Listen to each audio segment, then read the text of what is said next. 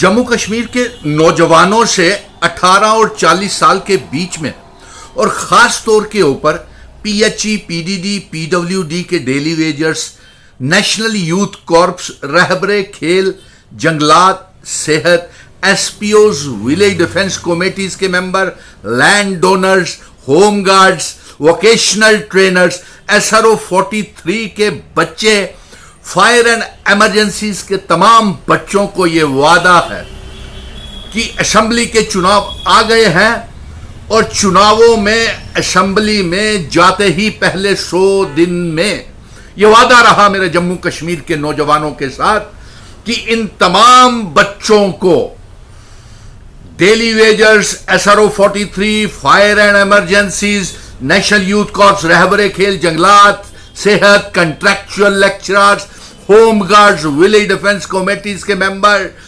SRO 43 के बच्चे, contractual lecturers को सभी को 100 दिन के कार्यकाल में पक्का किया जाएगा। मैं देख रहा था और हंसी आ रही थी कि भारतीय जनता पार्टी के जेपी नड्डा, राष्ट्रीय अध्यक्ष, प्रदेश अध्यक्ष ने इनकार कर दिया। जेपी नड्डा ने, उन्हें मालूम ही नहीं है कि डेली वेजर्स और ये तमाम बेरोजगार कंट्रैक्चुअल्स, कैजुअल वर्कर्स कौन है। उनके किशन रेड्डी जो जम्मू कश्मीर के चुनावी वो इंचार्ज हैं, उन्हें भी मालूम नहीं। और पीएमओ मंत्री और दोनों मेंबर पार्लियामेंट 10 सालों में यही तीसरी बार मेंबर पार्लियामेंट बन गए, लेकिन इन नौजवानों को इंसाफ नहीं दिला सके। और भारतीय जनता पार्टी के गप्पू और पप्पू नेता जितने भी हैं, सपने दिखा रहे हैं और सपनों की झड़ी लगा दी है कि सरकार के बनते ही आपको इंसाफ मिलेगा। अब किसकी सरकार है?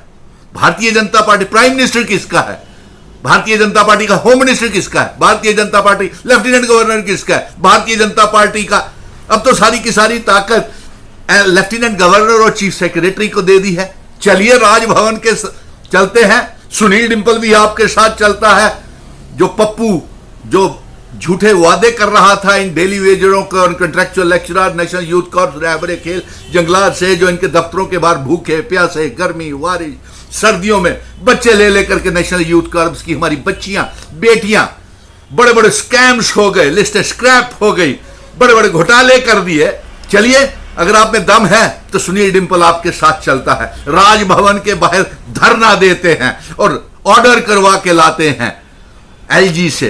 अब तो सारी ताकत एलजी के पास है, चीफ सेक्रेटरी के पास है, और उनसे ये ऑर्डर करवा के लाते हैं, धरना देते हैं। भूख हड़ताल पे बैठना है, मैं बैठता हूं। चलिए भारतीय जनता पार्टी के नेता, अगर आप में दम है तो झूठ मत बोलिए, गुमराह मत कीजिए जम्मू कश्मीर के नौजवानों को। रियासत को तोड़ने के बाद, एब्रोगेशन ऑफ आर्टिकल 370 के बाद, महाराजा हरि सिंह जी की डोगरा रियासत तोड़ने के बाद, यूनियन टेरिटरी बनाने के बाद, हमने यह भी देखा है कि हमारे बच्चों की यहां पे 4-4, 6-6 हजार तनख्वाह है, लेकिन लद्दाख की यूनियन टेरिटरी में 18-18, 20-20 हजार। वोकेशनल ट्रेनर्स जो जितने भी कॉलेजेस में, स्कूलों में 10+2 में लगे हुए हैं, उनकी तनख्वाह जो है वो 8-8 महीने की तनख्वाह मिलती है उनको, और 12-12 महीने वो काम करते हैं। आपने क्या किया? झूठ मत बोलिए। आपने दरबार मूव बंद कर दिया, जम्मू कश्मीर के रेत, बजरी, पहाड़, स्मार्ट मीटर लगा दिया, गरीबी बढ़ा दी, बेरोजगारी बढ़ा दी, नीलाम कर दिया। और अब झूठे वादों से अभी भी आप पलट नहीं रहे।